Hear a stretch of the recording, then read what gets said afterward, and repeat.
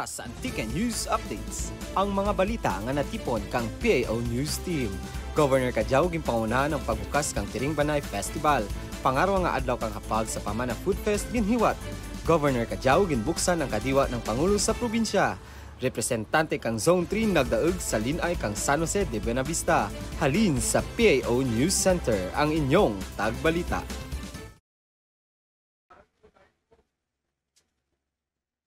Mayad nga adlaw probinsya kang Antique para sa detalye kang mga nagapanguna nga balita. Governor Kajao ginpangunahan ang pagbukas kang Tiring Banay Festival 2024.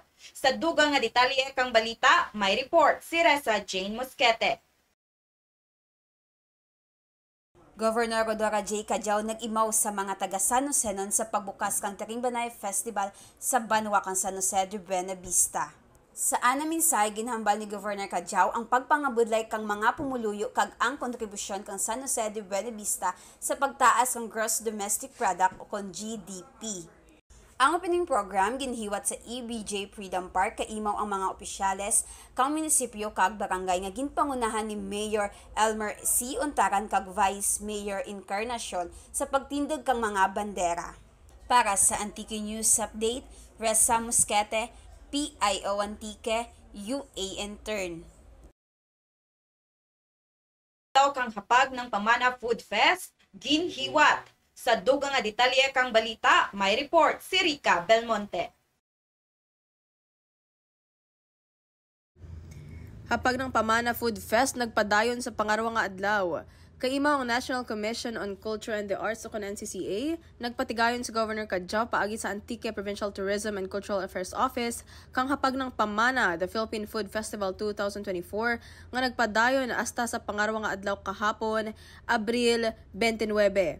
Ang pangarwa nga adlaw kang Food Fest nag-involbar kang nalain-lain nga Filipino cuisine kag paano nagbago ang diyang mga raha kaimaw sa bag-o nga henerasyon. Presente man sa programa ang mga estudyante kang University of Antique, St. Anthony's College o Consac kag Antique National School. Ang diyang programa isara sa mga advokasya ni Governor Kajao agad mapreserba kag masuportaran ang tumandak nga mga pagkaan kang mga Antikeño hay dyan nagapakita kang aton kultura kag kinaiyar dyan sa probinsya. Kaimaw man sa programa sanda ni SP Pio Sumande, Committee Chairperson on Tourism, kag SP Dante Beriong. Para sa Antique News Updates, ako si Rica Belmonte, PIO Antique. Governor Kajao ginbuksan ang kadiwa ng Pangulo sa probinsya. Sa dugang nga detalye kang balita, may report si Manilyn Valentin. Ang una nga exhibit kang kadiwa ng Pangulo nag-umpisa kahapon nga adlaw, Abril 29, kag magapadayon tubtob Mayo 1. Ang kadiwa programa ginhimo bilang baylo sa state of calamity bangod sa El Nino, nga may tuyo nga magtao kang barato nga pagkaon, ilabi na gid ang sa presyo kababoy sa probinsya. Ang inisyatibo nagkipag-angot sa nagkalain-lain nga mga stakeholder, lakip na ang mga provincial governors, city municipal mayors, DILG regional kag provincial DI rectors, kag iban pa nga mga ahensya. 36 tanan katag pamilya ang nagpartisipar, lakip ng Ariana Cuckoo Products, BCTSO, Aningalan Community-Based Tourism Association and Incorporation, Bilison MPC, Mahimpit Food Products, kag Patadyong Apparel. Amo ang nagtao kang nagkalain-lain nga mga produkto sa okasyon. Lakip na ang mga laswa, prutas, dairy products, processed goods, souvenirs kag iban pa. Dugang pa para sa mga interesado magbisita sa exhibit, mahimo nga magsunod sa nga schedule.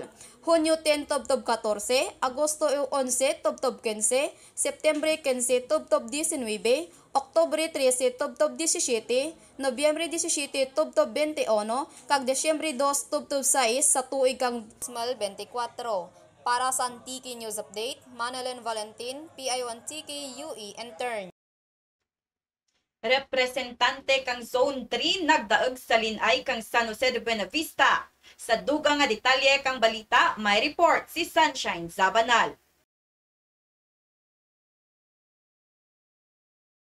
Pulo ka mga kandidata ang nagkompetisyon para sa titulo kung linay kang San Jose de Buenavista.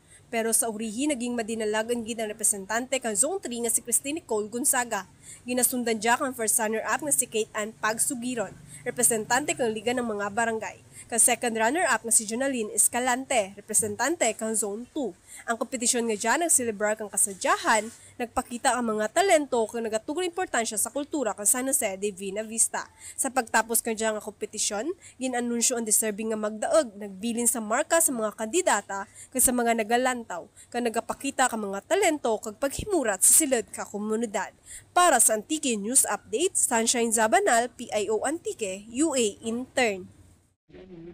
Gani, saylo kita sa atin tinaga kinaraya kag trivia antikenyo nga pagadaraan ni Rica Belmonte.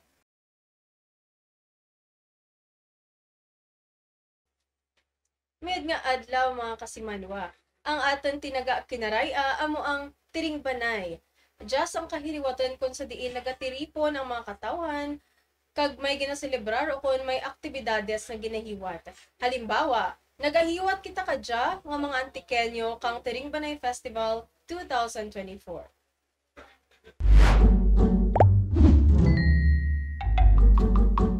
Para sa ating trivia antikenyo, kamaan bala kamo nga radya sa antike may mga katawhan nga nagahimo kang asin sa tradisyonal nga pamaagi? Sa tulad, gamay na lang ang nabilin nga manog asin sa probinsya pero anda ginapadayon ang diyang buruhatan nga nagatugro unaw sa mga dapli ka mga antikenyo. Sa kadya nga tion kang tag-init, amo man ang tiyempo kang tag-asin. Ako si Ninya Rica Belmonte para sa Tinaga Kinaraya kag Trivia Antikenyo. Ita panahon. Ang pagtaas kang heat index kada adlaw ang makaapekto sa aton ikaayong lawas. Gani si Governor Kajao nagapahanumdum gid nga maghalong kita tanan. Sa kadyang adlaw, Abril 30, ang heat index sa banwa kang San Jose nagalabot sa 32 degrees Celsius kag may humidity nga 69%. Kag sa aton US dollar exchange rate, naglabot rin sa 57.58 pesos. Para sa impormasyon kang tanan, pagpanginbulahan sa nagdaeg nga linay kang San Jose de Buenavista nga si Christine Nicole Gonzaga kang Zone 3. Antes kita magtakip, ginaimbitar ni Governor Kajao ang tanan nga mga antikenyo nga magsinadya kaimaw ang University of San Agustin Band sa Mayo 4 alas 3 hapon sa Robinson's Place Antique kaimaw ang aton local guest artist nga sanda ni Dante Berriong kag Jomel Garcia.